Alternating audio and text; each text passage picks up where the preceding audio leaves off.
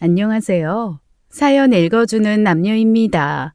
오늘도 와주셔서 감사드리며 그럼 오늘의 사연 바로 시작하겠습니다. 병원 응급실 대기실은 소독약 냄새가 짙게 배어 있었어요. 형광등 불빛 아래서 모든 것이 낯설게 느껴졌습니다. 저는 구석 의자에 앉아 남편의 옷가지를 쇼핑백에 정리하고 있었죠. 1시간 전 남편이 교통사고를 당했다는 연락을 받았어요. 수화기 너머로 들려오던 목소리가 아직도 귓가에 맴돌았습니다. 정신없이 택시를 잡아타고 병원으로 달려왔죠. 지금 남편은 수술실 안에 있었어요. 의사는 최선을 다하겠다고 했습니다. 저는 그 말을 듣고도 아무 대답을 못했죠. 그저 고개만 끄덕였어요. 손끝이 차갑게 저려왔습니다. 피 묻은 셔츠를 접는데 자꾸 손가락이 헛돌았죠. 아침에 출근하던 남편의 뒷모습이 떠올랐어요. 그때는 이런 일이 생길 줄 꿈에도 몰랐습니다. 그때 남편 바지 주머니에서 지갑이 미끄러져 바닥으로 떨어졌죠. 탁 하는 소리가 조용한 대기실을 가로질렀어요. 저는 허리를 숙여 지갑을 집어들었습니다. 그런데 지갑 사이로 접힌 메모지 한 장이 반쯤 빠져나와 있었죠. 무심코 그 메모지를 펼쳐보았어요. 남편의 필체였습니다. 한눈에 알아볼 수 있었죠. 제27호 LYJ 교체 예정. 방법 파기, 예정일 1월 15일. 저는 그 글자들을 가만히 들여다보았어요. LYJ, 이윤주, 제 이름 이니셜이었습니다. 이것이 제 이름 이니셜인지 아니면 다른 것을 뜻하는 것인지 알 수는 없었습니다. 하지만 심장이 서늘하게 조여드는 느낌이었죠. 교체라니 대체 무슨 뜻인지 알 수가 없었어요. 파기라는 단어는 또 뭘까요? 1월 15일이면 불과 2주 뒤였습니다. 저도 모르게 메모지를 움켜쥐고 있었죠. 같은 문장을 몇 번이고 다시 읽었어요. 읽을수록 글자들이 낯선 기호처럼 느껴졌습니다. 분명 한글인데 의미가 손가락 사이로 빠져나가는 것 같았죠. 제27호라니요. 누구인지 혹은 무엇일지 모르는 그것을 번호로 부르고 있었어요. 마치 창고에 쌓인 물건처럼요. 그것도 교체 예정이라니 무엇으로 교체한다는 걸까요? 대기실의 웅성거림이 물밑으로 가라앉은 것처럼 아득해졌습니다. 누군가 제 이름을 부르는 것 같기도 했죠. 하지만 저는 그 메모지에서 눈을 뗄 수가 없었어요. 그런데 이상하게도 이건 남편에게 물어봐서는 안 될 것 같았습니다. 설명할 수 없는 느낌이었죠. 뼛속까지 스며드는 경고 같은 것이었어요. 숨기려고 모른 척하라고 본능이 속삭였습니다. 저는 떨리는 손으로 휴대폰을 꺼냈죠. 메모지 사진을 찍어 저장했어요. 혹시 모른다는 생각이 들었습니다. 그리고 메모지를 원래 위치에 조심스럽게 다시 끼워 넣었죠. 지갑도 남편 바지 주머니에 도로 넣었어요. 수술실 위에 빨간 불빛이 차갑게 빛나고 있었습니다. 저는 그 불빛을 바라보며 굳은 자세로 앉아 있었죠. 제27호.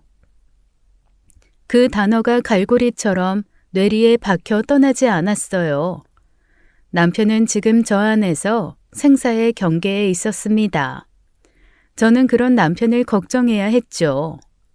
눈물을 흘리며 무사히 깨어나길 빌어야 했어요. 그런데 가슴 한쪽에서 얼음 조각이 천천히 퍼지고 있었습니다.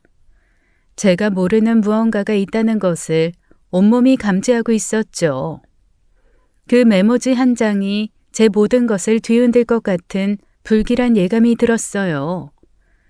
남편 사고가 있기 한 달 전의 일이었어요. 그날은 주말이었습니다. 저는 남편과 소파에 나란히 앉아 TV를 보고 있었죠. 창밖으로 노을이 붉게 물들어가고 있었어요. 평화로운 저녁이었습니다. 세상 어디에도 불안의 그림자는 보이지 않았죠. 마침 주문해둔 배달 음식이 도착했어요. 저는 현관에서 음식을 받아 식탁에 차리기 시작했습니다. 그릇을 꺼내고 음식을 담는데 남편이 소파에서 저를 불렀죠. 두부야, 물 좀 갖다 줄래? 저는 그 자리에서 멈칫했어요. 손에 들고 있던 그릇이 떨어질 뻔했습니다. 두부라니요. 그 별명을 남편 입에서 듣게 될 줄은 몰랐죠. 지금 뭐라고 했어? 물 달라고. 아니, 그 전에 나한테 뭐라고 불렀어? 두부? 왜 귀여운 별명 아니야? 저는 식탁 앞에 선 채로 남편을 바라보았어요. 심장이 묘하게 뛰고 있었습니다. 그 별명을 어디서 들었어? 글쎄, 예전에 장인어른 댁 갔을 때 들었던 것 같은데. 왜 그래? 갑자기 표정이. 두부. 어릴 때 피부가 하얗고 말랑하다고 친정 식구들이 붙여준 별명이었죠. 하지만 제가 성인이 된 후로는 친정에서도 부르지 않았어요. 남편이 들었을 리가 없었습니다. 저는 이상한 기분이 들었지만 그런가 보다 하고 일단 넘겼죠. 다음 날이었어요. 저는 청소를 하다가 남편 서재에 들어갔습니다. 책장에서 책 한 권이 비스듬히 쓰러져 있었죠. 저는 그 책을 제대로 꽂으려다가 안에서 무언가가 떨어지는 것을 보았어요. 오래된 사진 한 장이었습니다. 사진 속에는 제가 있었죠. 길을 걷고 있는 모습이었어요. 그런데 이상했습니다. 그 사진은 저와 남편이 연애하기도 전의 모습이었어요. 구도가 마치 몰래 찍은 것처럼 어색했어요. 등골이 서늘해지는 느낌이 들었습니다. 저는 남편에게 사진을 들이밀었죠. 이거 뭐야? 이 사진 어디서 난 거야? 뭐야? 이거 결혼할 때 당신이 가져온 거 아니야? 내가? 나는 이 사진 처음 보는데? 글쎄, 언젠간 바닥에 떨어져 있길래 내가 주워서 책에 꽂아둔 것 같은데. 나는 이 사진 찍은 기억도 없고 당신한테 준 기억도 없어. 당신한테 받았다는 게 아니라 떨어져 있었다고. 그럼 내가 이걸 어떻게 가지고 있겠어? 당신이 찍은 걸 기억 못하는 거겠지. 남편의 목소리가 날카로워졌어요. 결혼 3년 만에 처음으로 언성이 높아졌습니다. 저도 지지 않고 따졌죠. 하지만 남편은 더 이상 대화하지 않겠다며 서재문을 닫아버렸어요. 그날 밤 저는 잠을 이루지 못했습니다. 정말 제가 가져온 사진일까요? 기억이 나지 않는 것뿐일까요? 가족 중 누군가가 찍은 게 어쩌다가 앨범에 섞여 온 걸 수도 있습니다. 생각할수록 석연치 않았지만 제가 너무 예민한 건가 싶기도 했죠. 남편에게 괜히 화를 낸 것 같아 미안한 마음이 들었어요. 다음 날 아침 제가 먼저 사과하려고 입을 열었습니다. 그런데 남편이 먼저 다가와 제 손을 잡았죠. 어제 미안해. 내가 괜히 언성을 높였어. 사진은 나도 진짜 어디서 난 건지 모르겠어. 남편의 눈이 평소처럼 다정했어요. 저는 그 눈을 보며 제 착각이었다고 스스로를 납득시켰습니다. 그렇게 넘어갔죠. 하지만 가슴 한구석에 작은 가시 같은 것이 박힌 느낌은 쉽게 사라지지 않았어요. 그리고 남편 사고가 있기 일주일 전의 일이었어요. 그날 저는 집안일을 마치고 소파에 앉아 TV를 켰습니다. 남편은 출근 중이었고 집에는 저 혼자였죠. 화면에서는 예능 프로그램이 흘러나오고 있었어요. 출연자들이 치킨을 맛있게 뜯고 있었습니다. 아, 나도 치킨 먹고 싶다. 저도 모르게 혼잣말이 나왔죠. 그냥 무심코 내뱉은 말이었어요. 그날 저녁 남편이 퇴근하며 치킨을 사왔습니다. 오늘 왠지 치킨 생각이 나더라고. 당신도 좋아하잖아. 저는 환하게 웃었어요. 역시 나를 잘하는 남편이라고 생각했습니다. 그저 감동이었죠. 그런데 문제는 며칠 뒤였어요. 저는 온라인 쇼핑몰에서 마음에 드는 가방을 발견했습니다. 찜 목록에 넣어두고 살까 말까 고민하고 있었죠. 남편에게는 말하지 않았어요. 혼자 화면만 들여다보며 고민했을 뿐이었습니다. 그런데 다음 날 남편이 정확히 그 가방을 선물로 주었어요. 포장까지 예쁘게 해서요. 이거 어떻게 알았어? 당신 취향 아니까 딱 보면 알지. 남편은 웃으며 가볍게 넘겼습니다. 저는 웃었지만 속으로는 묘한 기분이 들었죠. 우연치고는 너무 정확했어요. 그래서 저는 테스트를 해보기로 했습니다. 다음 날 남편이 출근하고 저 혼자 거실에 있을 때였죠. 저는 아무도 없는 공간에서 혼잣말을 했어요. 아, 오늘은 저녁 차리기 너무 싫다. 그날 저녁 퇴근한 남편이 현관문을 열며 말했습니다. 오늘 외식할까? 맛있는 거 먹으러 가자. 등골을 타고 찬 기운이 스며드는 느낌이었어요. 저는 애써 웃으며 좋다고 대답했습니다. 하지만 손끝이 미세하게 떨리고 있었죠. 다음 날 남편이 출근한 뒤 저는 집안 구석구석을 뒤졌어요. 서랍 안, 화분 뒤, 책장 틈새, 조명 갓속까지요. 혹시 몰래 카메라나 도청 장치가 있는 건 아닐까 싶었습니다. 하지만 아무것도 발견하지 못했죠. 그날 저녁 저는 밥을 먹다가 농담처럼 남편을 떠보았어요. 당신은 어떻게 내가 원하는 걸 그렇게 잘 알아? 글쎄, 우리가 너무 사랑해서 그런 거 아닐까? 뭐 텔레파시 통하는 거지 뭐. 남편은 웃으며 대수롭지 않게 넘겼습니다. 저도 웃었어요. 그런가 보다 하고 넘기는 척 했죠. 하지만 가슴 한켠에서 알 수 없는 서늘함이 스멀스멀 피어올랐습니다. 그날 밤이었어요. 저는 화장실에 들어가려다 문득 거울에 비친 거실을 보았습니다. 남편이 소파에 앉아 있었죠. 그런데 이상했어요. 남편이 저를 바라보고 있었습니다. 아무런 표정 없이요. 마치 어떤 물체를 관찰하듯이요. 저는 숨이 턱 막히는 느낌이 들었어요. 재빨리 화장실 문을 닫았습니다. 심장이 거칠게 요동치고 있었죠. 그 무표정한 눈빛이 자꾸만 눈앞에 아른거렸어요. 무언가 잘못되고 있음을 저는 느낄 수 있었습니다. 그리고 그 다음 날이었어요. 저는 남편이 교통사고를 당했다는 연락을 받았습니다. 심장이 쿵하고 바닥으로 떨어지는 것 같았죠. 정신없이 택시를 잡아 타고 병원으로 달려갔어요. 도착했을 땐 남편은 이미 수술실에 들어간 뒤였습니다. 경찰이 저에게 다가와 사고 경위를 설명했죠.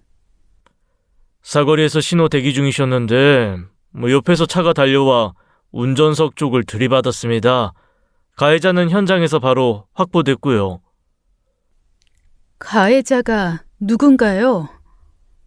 젊은 여자분이에요. 자세한 건 조사 후에 말씀드리겠습니다. 저는 멍하니 고개를 끄덕였어요. 그리고 대기실 구석에 앉아 남편의 옷가지를 정리하다가 그 메모지를 발견한 거죠. 제27호 LYJ 교체 예정. 그 글자들이 망막에 새겨진 것처럼 지워지지 않았습니다. 잠시 후 시댁 식구들이 병원에 도착했어요. 시어머니는 얼굴이 사색이 되어 저를 붙잡았습니다. 민혁이 어때? 괜찮대? 지금 수술 중이에요. 의사 선생님이 최선을 다하신다고. 신우이가 두리번거리며 말했죠. 사고 낸 년 어딨어? 내가 얼굴 좀 보고 올게. 신우이는 성큼성큼 복도를 걸어 사라졌어요. 저는 시어머니와 함께 대기실에 앉아 기다렸습니다. 얼마나 지났을까요? 신우이가 돌아왔어요. 그런데 얼굴이 이상했습니다. 핏기가 싹 빠져서 하얗게 질려 있었죠. 왜 그래, 민정아? 무슨 일이 있어? 신우이는 아무 말 없이 저를 힐끗 보았어요. 그리고 입을 꾹 다물었습니다. 왜 그래요? 무슨 일이에요? 옳게. 아니, 아무것도 아니야. 아무것도 아닌 얼굴이 아니잖아. 뭔데 그래? 빨리 말해. 형님, 말해주세요. 무슨 일인데 그러세요? 신우이는 한참을 망설였어요. 입술을 몇 번이나 달싹거리더니 어렵게 입을 열었습니다. 그 여자, 내가 아는 사람이야. 뭐? 네가 아는 사람이라니? 신우이가 저를 조심스럽게 바라보았죠. 옳게, 옛날 일이니까 오해하지 마. 진짜 오래전 일이야. 누군데요? 민혁이가 결혼 전에 잠깐 만났던 여자야. 전 여자친구. 순간 귀가 멍해지는 것 같았어요. 전 여자친구라고요? 가만히 정차해 있던 남편 차를 들이받은 사람이요. 저는 입술이 바짝 말라오는 것을 느꼈습니다. 메모지에 적혀있던 글자들이 머릿속에서 번쩍였죠. 제27호 교체 예정 파기. 그리고 전 여자친구의 사고. 지금 이게 대체 어떻게 돌아가고 있는 건지 알 수가 없었습니다. 아무리 생각해도 이 퍼즐의 조각들이 맞춰지지 않았어요. 저는 멍하니 서 있었어요. 머릿속이 뒤죽박죽이었습니다. 그때 신우이가 제 손을 잡았죠. 옳게, 일단 나와봐. 잠깐 얘기 좀 하자. 신우이는 저를 대기실 구석으로 데려갔어요. 사람들 눈에 띄지 않는 곳이었습니다. 신우이가 제 양손을 꼭 잡으며 말했죠. 옳게, 이상하게 생각하지 마. 민혁이가 뭔가 잘못해서 이런 일이 생긴 건 아닐 거야. 그냥 우연이야, 우연. 신우이의 눈빛이 간절했어요. 제발 오해하지 말라는 눈빛이었습니다. 자기 남동생이니 이 사건으로 저희 부부 사이에 금이 갈까봐 불안해하는 게 느껴졌죠.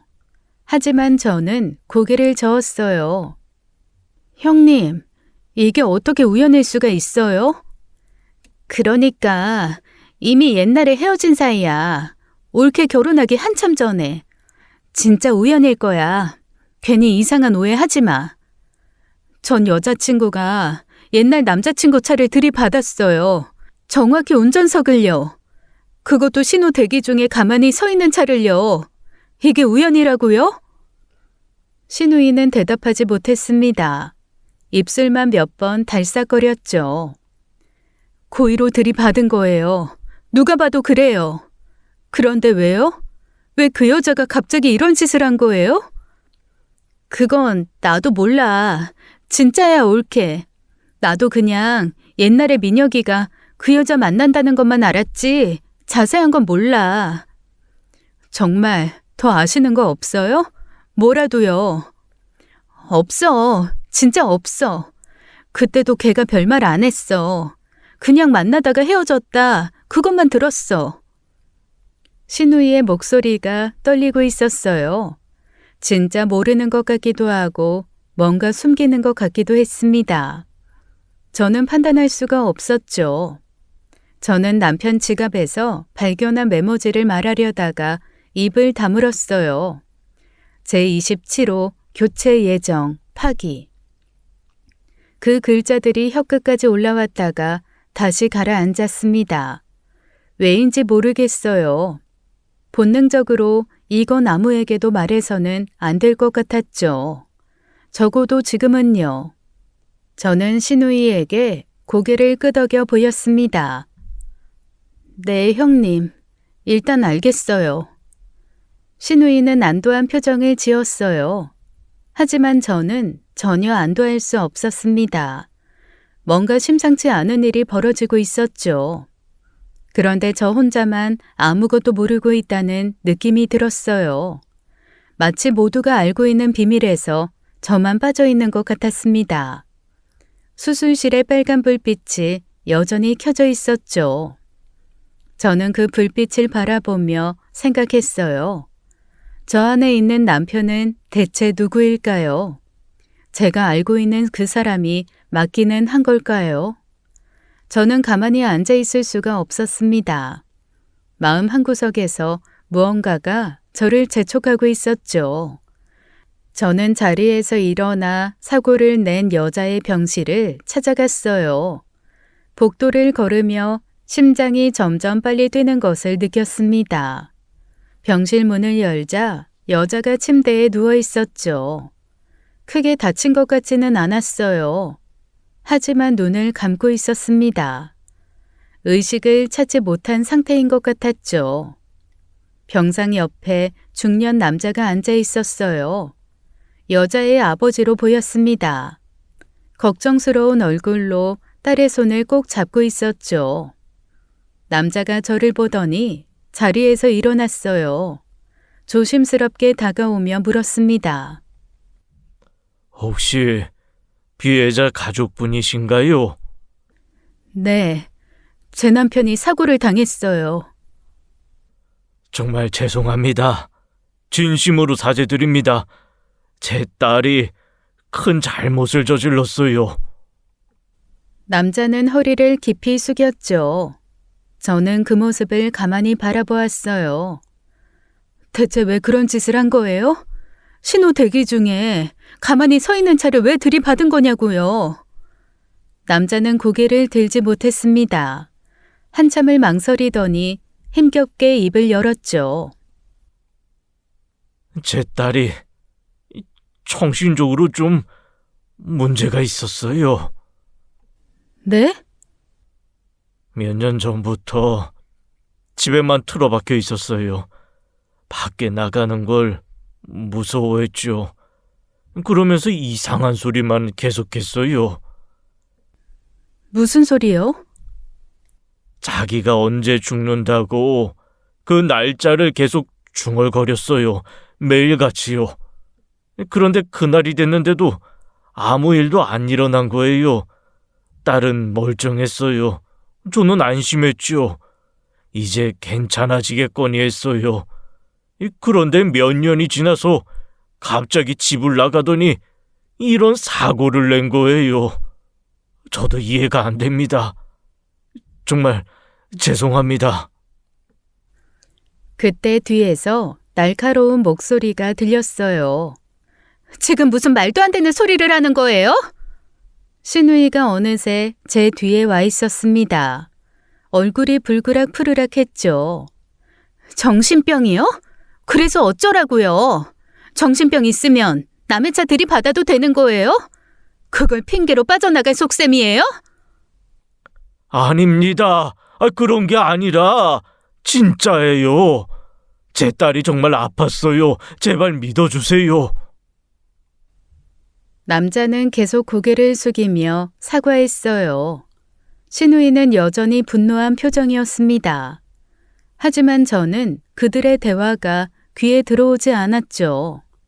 자기가 죽을 날을 알고 있었다는 말, 그 날짜를 두려워하며 집에 숨어 살았다는 말, 그 말들이 머릿속에서 맴돌았어요.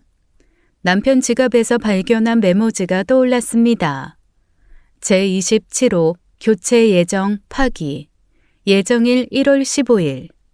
등골을 타고 차가운 무언가가 흘러내리는 것 같았죠. 저는 자리로 돌아왔어요.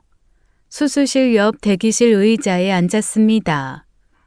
시어머니와 시누이는 잠시 밖에 나가 있었죠.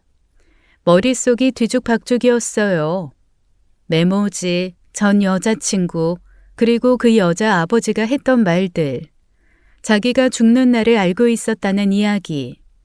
모든 것이 뒤엉켜서 도무지 정리가 되지 않았습니다. 그때였죠. 옆자리에 앉아있던 할머니 한 분이 저를 빤히 쳐다보고 있었어요. 흰 머리카락이 듬성듬성 난 작은 체구의 할머니였습니다. 눈동자가 흐릿했지만 시선만은 묘하게 또렷했죠. 할머니가 갑자기 수술실 쪽을 바라보며 중얼거렸어요. 저 남자 뒤에 여자들이 서 있네. 네? 무슨 말씀이세요? 할머니는 대답 대신 손가락을 들어 허공을 가리켰죠. 수술실 문 쪽이었어요. 하나, 둘, 셋. 많아. 아주 많아. 손가락으로 무언가를 세는 신용을 했습니다. 저는 등줄기가 서늘해지는 것을 느꼈죠. 할머니, 무슨 말씀을? 죽은 여자들이야. 심장이 철렁 내려앉았어요. 할머니가 천천히 고개를 돌려 저를 바라보았습니다. 흐릿한 눈동자 속에 알 수 없는 빛이 어렸죠. 근데 넌 어떻게 살아있는 거야? 저는 얼어붙은 듯 움직일 수가 없었어요. 빨리 도망가! 어서! 멍청한 것아! 그 순간 누군가 급히 다가왔습니다. 중년 여자였어요. 할머니의 딸로 보였죠. 어머니, 여기 계셨어요? 한참 찾았잖아요. 아유, 죄송합니다. 저희 어머니가 치매가 있으셔서. 여자는 연신 고개를 숙이며 사과했어요. 그리고 할머니를 부축해 자리에서 일으켰습니다. 어머니, 가세요. 다른 분한테 이상한 말씀 하시면 안 돼요. 할머니가 딸에게 이끌려가면서도 계속 저를 돌아보았죠. 그 흐릿한 눈동자가 자꾸만 저를 향했어요. 복도 끝으로 사라질 때까지요. 저는 한동안 멍하니 앉아 있었습니다. 손바닥에 식은땀이 배어 있었죠. 치매 환자의 헛소리야. 저는 스스로에게 말했어요. 그냥 헛소리라고요. 믿을 이유가 없었습니다. 저는 고개를 세차게 저었죠. 정신을 차려야 했어요. 지금 중요한 건 사실을 파악하는 것이었습니다. 아마 이런 거겠죠. 남편이 결혼 후에도 전 여자친구를 몰래 만났던 거예요. 그러다 무슨 갈등이 생겼고 여자가 앙심을 품은 거겠죠. 그래서 남편 차를 들이받은 거예요. 네, 분명 그럴 거예요. 저는 스스로를 납득시켰습니다. 이것을 확인할 방법은 하나였죠. 남편의 핸드폰을 뒤져보는 것이었어요. 모든 답은 거기에 있을 거라고 생각했습니다. 저는 남편 옷을 보관해둔 쇼핑백을 뒤졌어요. 바지 주머니 안쪽을 더듬자 손끝에 딱딱한 것이 잡혔습니다. 남편의 핸드폰이었죠. 화면을 켜보니 아직 배터리가 남아 있었어요. 하지만 잠금 화면이 떠올랐습니다. 잠금 패턴이 걸려 있었죠. 저는 남편의 핸드폰 잠금 패턴을 몰랐어요. 결혼 3년 동안 서로의 핸드폰을 본 적이 없었습니다. 그럴 필요가 없다고 생각했으니까요. 예전에 TV에서 봤던 말이 떠올랐죠. 어떤 범죄 전문가가 했던 말이었어요. 한 사람의 핸드폰에는 그 사람의 모든 것이 담겨 있다고요. 비밀도, 거짓말도, 진짜 얼굴도요. 저는 남편의 핸드폰을 제 주머니에 넣었습니다. 열어볼 방법은 나중에 찾기로 했죠. 그때 수술실 문이 열렸어요. 의사가 마스크를 내리며 걸어 나왔습니다. 저는 자리에서 벌떡 일어났죠. 시어머니와 시누이도 급히 다가왔어요. 보호자분들이시죠? 수술 잘 끝났습니다. 다행히 생명에는 지장 없어요. 내일쯤이면 면회 가능하실 겁니다. 아이고, 감사합니다. 정말 감사합니다, 선생님. 시어머니는 의사의 손을 붙잡고 연신 고개를 숙였어요. 시누이도 안도한 표정으로 한숨을 내쉬었죠. 하지만 저는 기쁘기보다 마음이 무거웠습니다. 주머니 안에 핸드폰이 자꾸만 신경 쓰였죠. 그날 저녁 저는 병원 복도 구석에서 핸드폰 잠금 패턴 푸는 방법을 검색했어요. 하지만 마땅한 방법이 없었습니다. 결국 한 가지 결론에 도달했죠. 남편의 지문을 이용하는 수밖에 없었어요. 다음 날 면회 시간이 되었습니다. 저는 시댁 식구들과 함께 병실로 들어갔죠. 남편은 침대에 누워 있었어요. 얼굴이 창백했지만 의식은 또렷해 보였습니다. 다들 왔어. 걱정 많이 끼쳤지. 미안해. 남편이 힘없이 웃었어요. 시어머니가 남편의 손을 잡으며 눈물을 글썽였죠. 이놈아 미안하긴. 살아있으니 됐다. 살아있으니까. 야, 진짜 놀랐잖아. 다시는 이러지 마. 저는 침대 옆에 서서 남편을 내려다보았어요. 여보, 이만하길 정말 다행이야. 얼마나 놀랐는지 몰라. 평소처럼 말했습니다. 평소처럼 웃었죠. 하지만 속으로는 다른 생각을 하고 있었어요. 저는 기회를 엿보았습니다. 남편이 잠들기를 기다렸죠. 하지만 남편은 계속 깨어 있었어요. 시댁 식구들과 이야기를 나누고 물을 마시고 TV를 보았습니다. 시간이 흘러도 지문 인식을 시도할 틈이 나지 않았죠. 저는 애가 타는 마음으로 남편 곁에 앉아 있었어요. 주머니 속 핸드폰이 점점 무겁게 느껴졌습니다. 점심시간이 되었어요. 저는 시어머니와 시누이에게 조심스럽게 말했습니다. 어머니, 형님, 식당에서 식사하고 오세요. 제가 여기 있을게요. 그래, 그럼 우리 밥 먹고 올게. 민혁이 좀 봐줘. 시댁 식구들이 나가자 병실에는 저와 남편만 남았죠. 조용해진 공간에서 남편이 저를 바라보았어요. 윤주야, 많이 걱정했지? 미안해. 무슨 소리야. 당신이 무사한 게 중요하지. 다른 건 다 괜찮아. 저는 평소처럼 웃으며 대답했습니다. 연기였죠. 그때 남편이 불쑥 말했어요.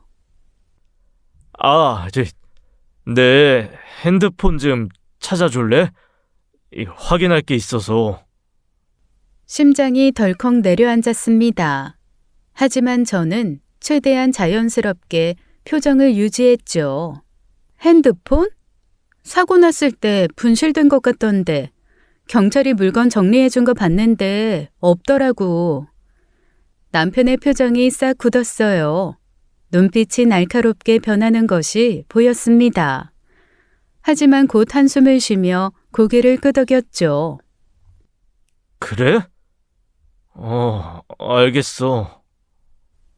저는 아무렇지 않은 척 남편의 식사를 챙겼어요. 병원에서 나온 죽을 떠먹여주고 과일도 깎아주었죠.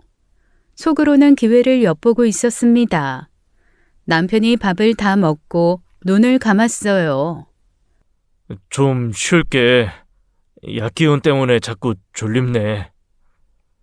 저는 고개를 끄덕이며 남편 곁에 앉았습니다. 심장이 점점 빠르게 뛰기 시작했죠. 남편의 숨소리가 깊어졌어요. 규칙적인 호흡이 들려왔습니다. 저는 조심스럽게 남편의 얼굴을 살폈죠. 눈꺼풀이 잔잔히 감겨 있었어요. 잠든 것 같았습니다. 저는 떨리는 손으로 주머니에서 핸드폰을 꺼냈어요. 손바닥에 땀이 흥건했죠. 심장이 귀까지 울리는 것 같았습니다.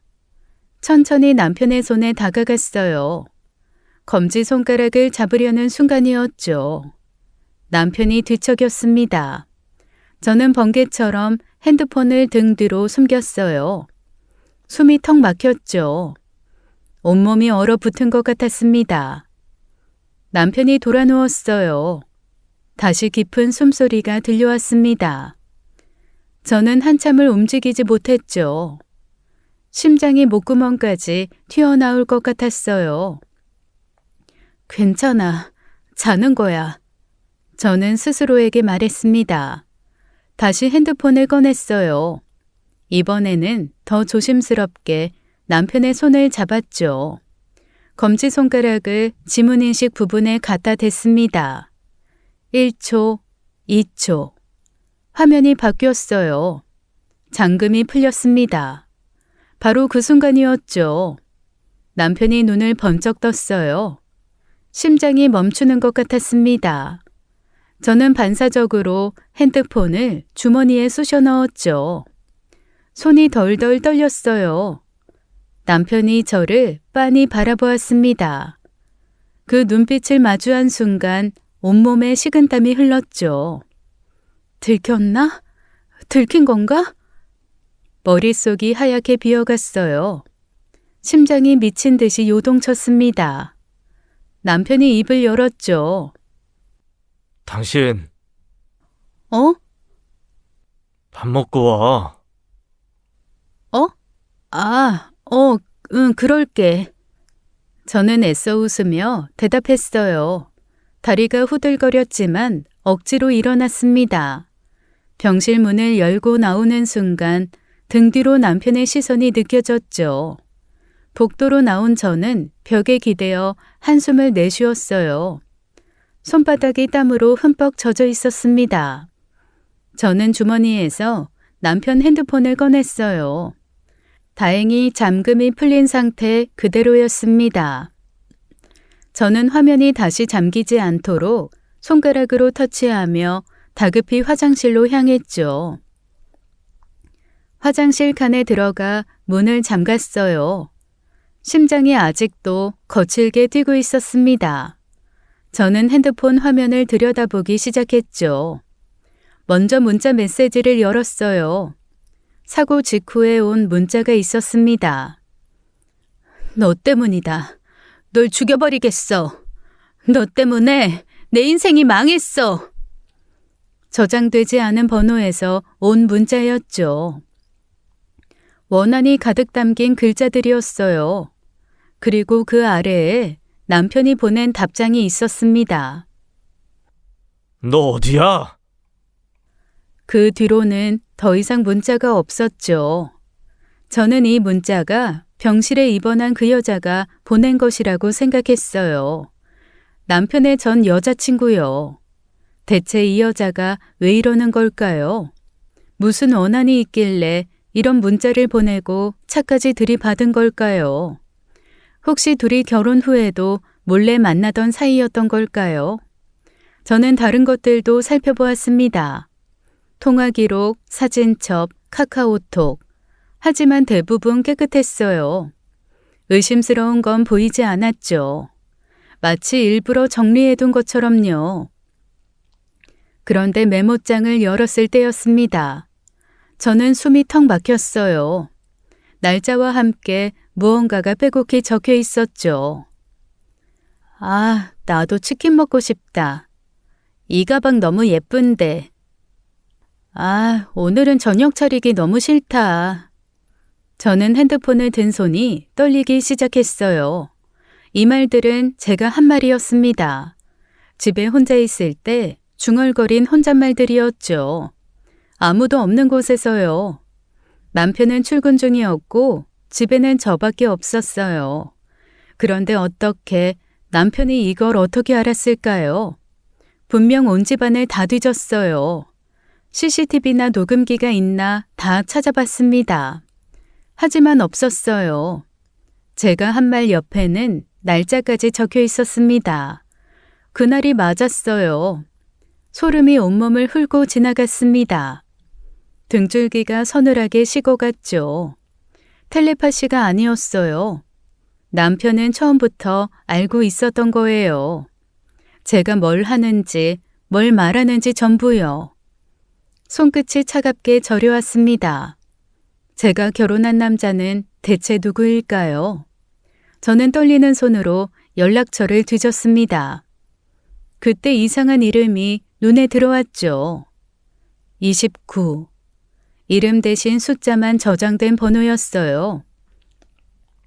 저는 남편 지갑에서 발견한 메모지가 떠올랐습니다. 27호, 27과 29. 이 숫자들은 대체 뭘 의미하는 걸까요? 저는 그 번호를 제 핸드폰에 저장해 두었어요. 나중에 반드시 확인해 봐야 했습니다. 화장실 칸에서 나온 저는 거울에 비친 제 얼굴을 보았죠. 창백하게 질려 있었어요. 마치 낯선 사람처럼 보였습니다. 일단 그 여자를 다시 만나봐야 했어요. 남편 차를 들이받은 그 전 여자친구요. 그 여자가 뭔가 알고 있을 것 같았죠. 이 모든 것의 답을요. 저는 전 여자친구가 입원한 병실을 찾아갔어요. 문 앞에서 잠시 망설였지만 이내 손잡이를 잡고 문을 열었습니다. 여자는 깨어나 있었죠. 침대에 기대 앉아 창밖을 바라보고 있었어요. 창백한 얼굴이었지만 눈빛은 또렷했습니다. 여자의 아버지가 급히 저를 막아섰죠. 저기요, 지금은 안 됩니다. 딸이 절대 안정을 취해야 해서요. 이야기는 나중에 하시죠. 저는 아버지의 눈을 똑바로 바라보며 말했어요. 저 그 남자의 아내예요.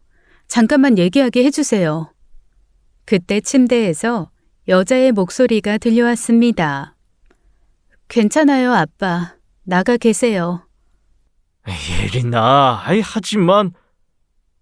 괜찮다니까요. 나가세요. 아버지는 망설이다가 결국 병실을 나갔죠. 문이 닫히고 여자와 단둘이 남았어요. 여자가 천천히 고개를 돌려 저를 바라보았습니다. 왜 그런 짓을 한 거예요?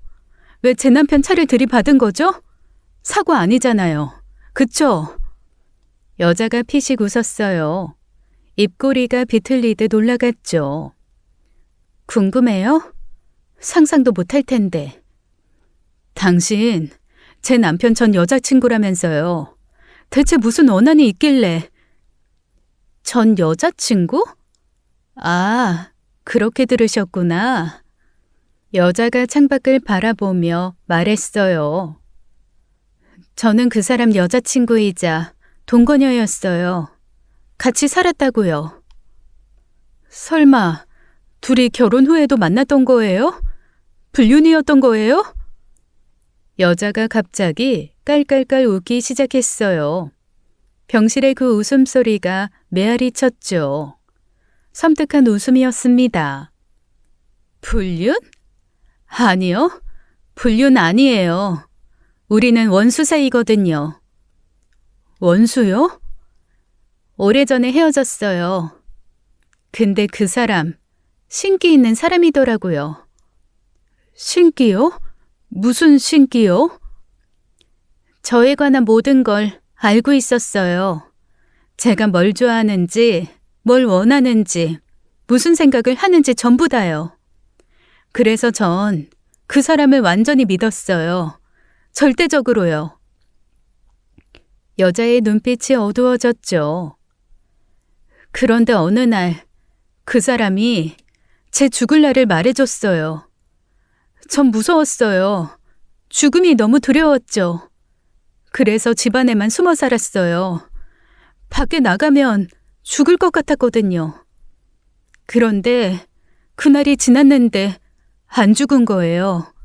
저는 멀쩡했어요. 그럼 그제야 알았어요. 그 사람한테 속은 거였어요. 저랑 헤어지려고 거짓말을 한 거였죠. 저를 미치게 만들어 놓고 버린 거예요. 여자가 저를 똑바로 바라보았습니다. 눈에 광기 어린 빛이 서려 있었죠. 그래서 그런 짓을 한 거예요. 복수요. 저는 할 말을 잃었어요. 이게 대체 무슨 소리인지 정리가 되지 않았습니다. 어이가 없었죠. 그런데 그때였어요. 근데 당신은요? 당신도 비슷한 경험 없었어요? 그 사람이 당신의 모든 걸 아는 것처럼 행동하지 않던가요? 저는 아무 말도 할 수 없었죠. 여자의 말이 가슴에 비수처럼 꽂혔습니다. 저는 돌아서서 병실을 나왔어요. 복도를 걸으며 여자의 말을 곱씹었죠. 연애 시절이 떠올랐습니다. 남편은 제가 원하는 것을 언제나 정확하게 알았죠. 제가 말하기도 전에 맞춰주었어요. 저는 그것이 사랑이라고 믿었습니다. 우리는 천생연분이라고 생각했죠. 그래서 결혼까지 했어요. 그런데 지금 생각해보니 이상했습니다.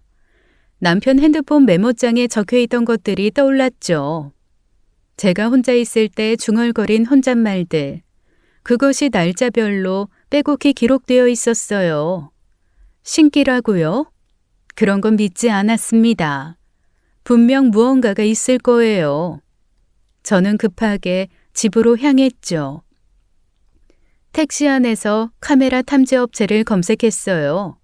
급행 출장이 가능한 곳으로 찾았습니다. 전화를 걸어 바로 와달라고 했죠. 집에 도착하자마자 전문가가 왔어요. 장비를 가득 든 남자였습니다. 어떤 경위로 의뢰하신 건가요? 그냥 찾아봐 주세요. 집 전체를요. 전문가는 고개를 끄덕이고 작업을 시작했죠. 저는 거실 소파에 앉아 그 모습을 지켜보았어요. 심장이 불안하게 뛰고 있었습니다. 전문가가 탐지 장비를 들고 방을 돌아다녔죠. 안방, 서재, 부엌, 화장실, 구석구석을 샅샅이 뒤졌어요. 얼마나 지났을까요? 전문가의 얼굴이 점점 굳어지기 시작했습니다. 저기 사모님, 네? 이거 보셔야 할 것 같아요. 저는 자리에서 일어나 전문가에게 다가갔죠. 전문가가 손에 들고 있는 것을 보았어요. 작은 카메라였습니다. 이게 안방에서 나왔고요. 전문가가 테이블 위에 카메라를 하나 더 올려놓았어요. 이건 서재에서요. 그리고 이건 거실에서 3개, 부엌에서 하나, 화장실에서도 하나 나왔습니다. 저는 테이블 위에 놓인 카메라들을 멍하니 내려다보았어요. 하나, 둘, 셋, 넷. 셀 수 없이 많았습니다. 사모님, 실례지만 여기 진짜 일반 가정집 맞아요? 제가 이 일을 20년 했는데 이런 경우 처음입니다. 저는 대답할 수가 없었죠. 목구멍이 막힌 것 같았어요. 전문가가 돌아간 뒤 저는 텅 빈 거실에 홀로 앉아 있었습니다. 테이블 위에는 전문가가 수거한 카메라들이 있었죠. 저는 그 카메라들을 내려다보았어요. 분노가 치밀어 올랐습니다. 온몸이 부들부들 떨렸죠. 이 집은 결혼 전부터 남편이 가지고 있던 집이었어요. 남편이 마련해둔 신혼집이라고 했었죠. 저는 감동했었습니다. 이렇게 좋은 남자를 만나다니 하고요. 그런데 이게 진실이었어요. 남편은 처음부터 저를 감시하고 있었던 거예요. 제 모든 것을 훔쳐보고 있었던 거죠. 텔레파시 따위가 아니었습니다. 신기 같은 건 애초에 없었어요. 저는 남편의 손바닥 안에서 놀아난 거였죠. 꼭두각시처럼요. 그 사실이 저를 미치게 만들었습니다. 저는 제 핸드폰을 꺼냈어요. 남편 핸드폰에서 저장해둔 번호를 찾았습니다. 29. 숫자만 적힌 그 번호였죠. 잠시 망설였어요. 하지만 이제 와서 물러설 수 없었습니다. 저는 통화 버튼을 눌렀죠. 신호음이 2번 울리고 누군가 전화를 받았어요. 여보세요? 젊은 여자 목소리였습니다. 안녕하세요. 갑자기 연락드려서 죄송한데요. 저 좀 만나주실 수 있을까요? 네? 누구세요? 조민혁이라는 사람 아시죠? 전화기 너머로 짧은 침묵이 흘렀어요. 아는데요. 근데 누구세요? 저 그 사람 아내예요. 네? 여자의 목소리가 급격히 높아졌죠. 당황한 기색이 역력했어요. 아내요? 그 사람 결혼한 사람이에요? 네. 오늘 당장 만날 수 있을까요? 꼭 만나서 이야기하고 싶어요. 전화기 너머로 아무 소리도 들리지 않았습니다. 여자가 충격을 받은 것 같았죠. 한참 후에야 여자의 목소리가 다시 들려왔어요. 알겠어요. 만나죠. 우리는 시내의 한 카페에서 만나기로 했습니다. 카페에 도착하니 여자가 먼저 와 있었어요. 창가자리에 앉아 있었죠. 저는 여자의 얼굴을 보는 순간 걸음이 멈췄습니다. 여자가 저를 발견하고 자리에서 일어났어요. 혹시 조민혁 씨 아내분이세요? 네, 맞아요. 저는 여자의 맞은편에 앉았습니다. 여자의 얼굴을 찬찬히 살펴보았죠. 여자가 먼저 입을 열었어요. 저 정말 몰랐어요. 그 사람이 결혼한 줄은요. 진짜예요. 어떻게 만나셨어요? 골프장에서요. 거기서 우연히 만났는데 젠틀하고 얘기가 잘 맞아서 최근에 만남을 시작했어요. 한 달쯤 됐나?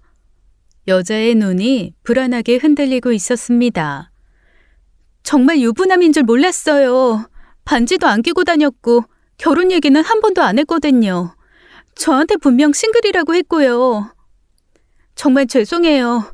제가 알았으면 절대 안 만났을 거예요. 진심이에요, 사모님.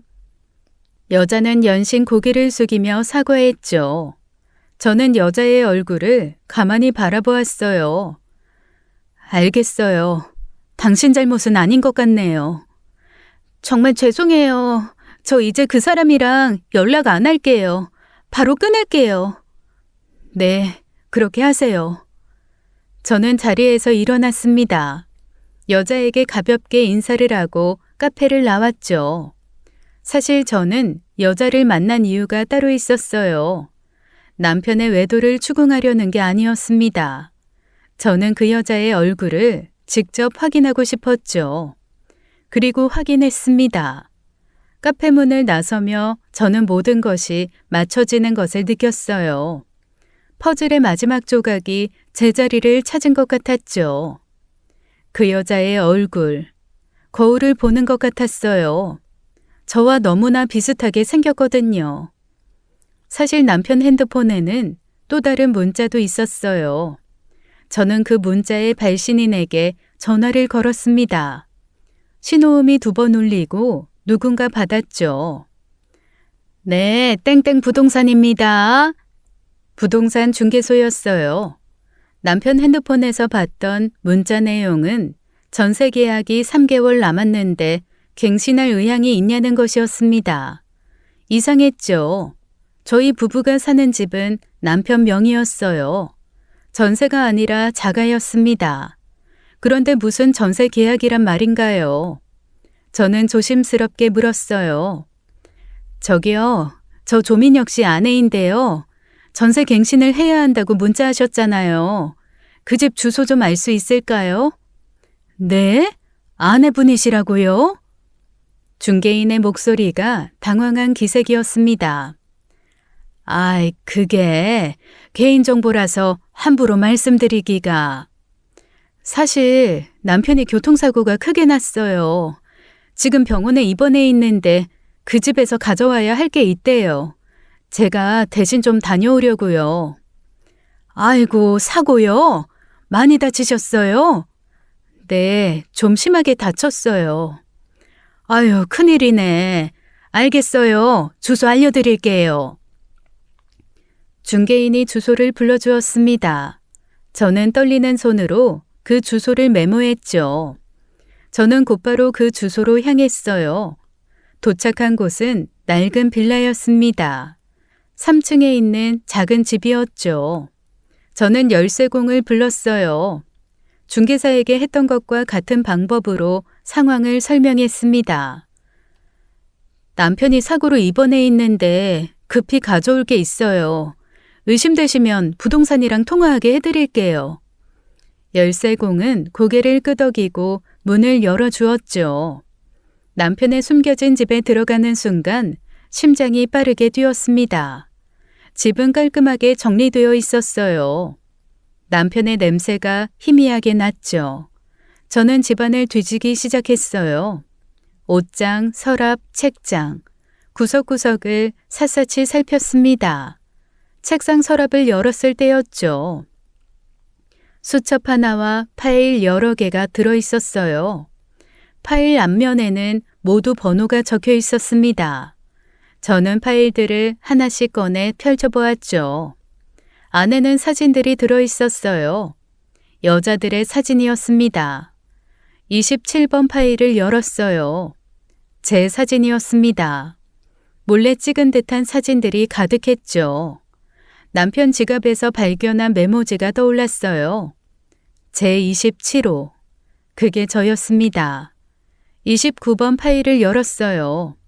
오늘 카페에서 만난 그 여자였죠. 저와 닮은 얼굴이었습니다. 20번 파일에는 병원에 있는 전 여자친구의 사진이 있었어요. 이 번호들은 남편이 만난 여자들의 리스트였습니다. 저는 손이 떨리기 시작했죠. 28번 파일을 집어들었어요. 파일 앞면에 빨간색 매직으로 커다란 X표가 그려져 있었습니다. 안에는 낯선 여자의 사진이 있었죠. 저는 수첩을 집어들었어요. 첫 페이지를 펼쳤습니다. 그리고 저는 기겁했죠. 수첩을 든 손이 사시나무처럼 떨렸습니다. 아주 오래전부터 기록해온 것들이었습니다. 각 번호마다 페이지가 할당되어 있었죠. 이름, 나이, 직업, 가족관계, 좋아하는 음식, 취미, 습관, 말버릇, 심지어 생리 주기까지 적혀 있었어요.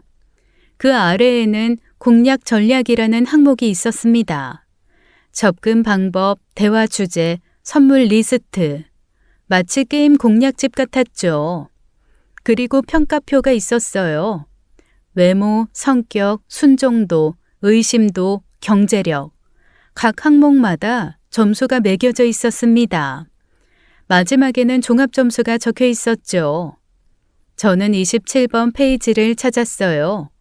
제 종합 점수는 95점이었습니다. 모든 여자들 중에서 가장 높은 점수였죠. 그 옆에는 이렇게 적혀 있었어요. 결혼 대상 최적. 그래서 저와 결혼한 거였습니다. 사랑이 아니었어요. 저는 가장 높은 점수를 받은 물건이었던 거죠. 그런데 이상한 것이 있었습니다. 몇몇 번호 옆에는 파기라고 적혀 있었어요. 빨간 글씨였죠. 저는 그 번호들의 파일을 찾아보았습니다. 모두 28번처럼 빨간 매직으로 X표가 그려져 있었어요. 설마요. 등골을 타고 소름이 쭉 돋았습니다. 파기라는 단어가 머릿속에서 맴돌았죠. 제 메모지에도 적혀있던 그 단어요. 방법, 파기. 저는 병원으로 향했어요. 병실에 도착하니 남편이 침대에서 일어나 있었습니다. 간호사와 실랑이를 벌이고 있었죠. 환자분, 아직 퇴원하시면 안 돼요. 의사 선생님 허락이 나야. 괜찮다니까요. 급한 일이 있어서 그래요. 그때 남편이 저를 발견했어요. 윤주야, 잘 왔어. 나 좀 데려다 줘. 내 차가 보험사 지정 카센터에 있거든. 거기 가서 핸드폰 찾아야 해. 저는 병실 문 앞에 서서 남편을 바라보았습니다. 한때 사랑했던 남자였죠. 하지만 지금 눈앞에 있는 사람은 완전히 낯선 괴물이었어요. 저는 차갑게 웃었습니다. 핸드폰? 주머니에서 남편의 핸드폰을 꺼냈어요. 그리고 침대 위로 던졌죠. 이거 말하는 거야? 남편의 표정이 순식간에 굳었습니다. 핸드폰을 집어든 남편이 저를 바라보았죠. 눈빛이 차갑게 변해 있었어요. 이거 어디서 찾았어? 잃어버렸다며. 왜? 왜 그렇게 놀라? 그 안에 내가 봐서는 안 될 거라도 있나? 이 개새끼야. 남편은 대답하지 않았습니다. 저는 가방에서 수첩을 꺼냈어요. 남편의 비밀집에서 가져온 것이었죠. 저는 그 수첩도 침대 위로 던졌습니다. 이것도 내가 찾으면 안 되는 거였어? 남편의 얼굴이 하얗게 질렸어요. 눈이 크게 떠졌죠. 그리고 이내 날카로운 눈빛으로 저를 노려보았습니다. 너, 내 거기에 갔어? 그래, 갔어. 다 봤어. 전부 다. 이 미친 사이코 새끼야. 왜? 내가 이상한 낌새가 보이니까 나도 없애려고 했던 거야? 방법 파기. 예정일 1월 15일. 그거 나 죽이려던 거 맞지? 무슨 소리야? 그게 무슨? 내가 27번이잖아. 그럼 28번은 어디 갔어? 왜 28번 파일에는 X표가 쳐져 있는 건데? 남편의 눈이 흔들렸어요. 입술이 파르르 떨렸죠. 나는 무슨 말인지 모르겠어. 당신 지금 이상한 소리 하고 있어. 너무 무서운 오해를 하는 것 같은데 내가 설명할게. 그때였습니다. 병실 문이 열리며 누군가 들어왔죠. 양복을 입은 남자 2명이었어요. 조민혁 씨 맞으시죠? 남편이 그들을 보며 당황한 표정을 지었습니다. 설명? 설명은 나한테 말고 이분들한테 설명해. 나보다 더 잘 들어주실 거야. 정신병자 새끼야. 누구세요? 경찰입니다. 몇 가지 여쭤볼 게 있어서요. 남편이 저를 노려보았습니다. 그 눈빛에는 분노와 당혹감이 뒤섞여 있었죠. 형사가 남편에게 다가갔어요. 조민혁 씨, 당신을 살인 혐의로 체포합니다. 함께 가시죠. 남편이 침대에서 끌려 내려왔습니다. 수갑이 채워지는 소리가 병실에 울렸죠.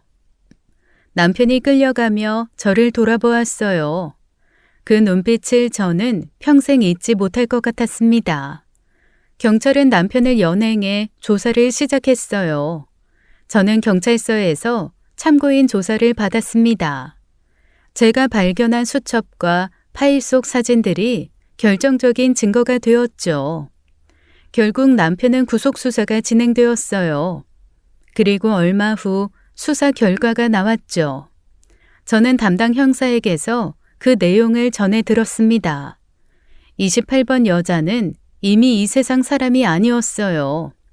가족들에 의해 실종 신고가 된 사람이었는데 결국 시신을 찾았다고 합니다.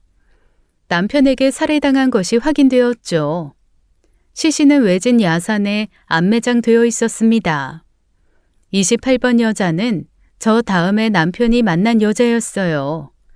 남편은 저와 결혼한 후에도 다른 여자를 물색하고 있었던 거죠. 그리고 28번을 새로운 타깃으로 삼았습니다. 그런데 28번 여자는 달랐어요. 촉이 좋았던 여자분이었나 봐요. 만남 초반에 남편의 정체를 간파해버렸죠. 남편이 자신의 모든 것을 아는 것이 이상하다고 느꼈던 거예요. 그래서 남편을 추궁했고 남편은 그녀를 제거했습니다. 28번을 처리한 남편은 곧바로 29번을 만나기 시작했어요. 오늘 제가 카페에서 만났던 그 여자였죠. 저와 닮은 얼굴을 가진 여자요. 그리고 저는 깨달았습니다. 제가 남편에게 계속 이질감을 느꼈던 것을요. 별명을 알고 있던 것, 몰래 찍은 사진, 텔레파시처럼 제 마음을 읽던 것.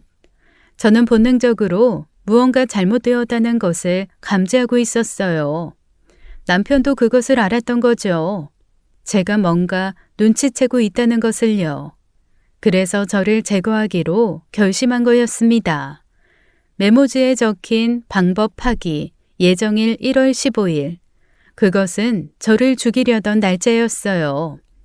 남편의 교통사고가 없었다면 저는 그날 죽었을 거예요. 병원에 있는 20번 여자도 마찬가지였습니다. 남편은 예전에 그녀도 제거하려 했었죠. 죽을 날을 알려주며 공포에 떨게 만들었어요. 하지만 여자가 겁에 질려 집안에만 틀어박혀 있었기에 실패한 거였습니다. 그녀가 말한 자기가 죽는 날은 남편이 정해준 살해 예정일이었어요. 저는 형사의 이야기를 들으며 온몸이 굳어지는 것을 느꼈습니다. 하마터면 저도 그렇게 될 뻔했죠. 28번 여자처럼 야산 어딘가에 묻힐 뻔했어요. 남편의 교통사고가 저를 살린 거였습니다. 아이러니하게도 20번 여자의 복수가 제 목숨을 구한 셈이었죠. 저는 차가운 의자에 앉아 한동안 아무 말도 할 수 없었어요. 내가 사랑했던 남자는 처음부터 존재하지 않았습니다. 그 자리에는 괴물이 있었을 뿐이었죠. 저는 이혼 신청을 했어요. 현재 이혼 절차가 진행 중입니다. 조만간 저는 그 사람의 아내가 아니게 되겠죠. 남편은 28번 여자 살해 혐의로 재판을 받고 있어요. 추가 여죄도 계속해서 밝혀지고 있습니다. 수첩에 파기라고 적혀 있던 몇몇 여자들에 대해서요. 아직 수사가 끝나지 않았어요. 수첩에서 발견한 여자들의 사진을 다시 들여다보았습니다. 1번부터 29번까지 모두 저와 비슷한 얼굴이었어요. 긴 생머리, 하얀 피부, 둥근 눈. 마치 같은 틀에서 찍어낸 것처럼요. 남편이 왜 저와 닮은 여자만 찾아다녔는지는 아직 밝혀지지 않았습니다.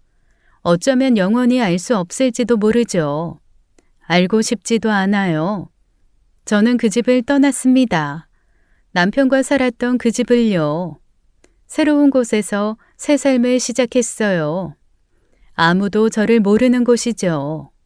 가끔 그때를 떠올려요. 남편이 저를 두부라고 불렀을 때 느꼈던 묘한 위화감. 책 사이에서 나온 몰래 찍은 사진을 발견했을 때의 소름. 거울에 비친 남편의 무표정한 얼굴. 저는 그 모든 순간에 이상함을 느꼈습니다. 그리고 그것을 무시하지 않았죠. 그것이 저를 살렸어요.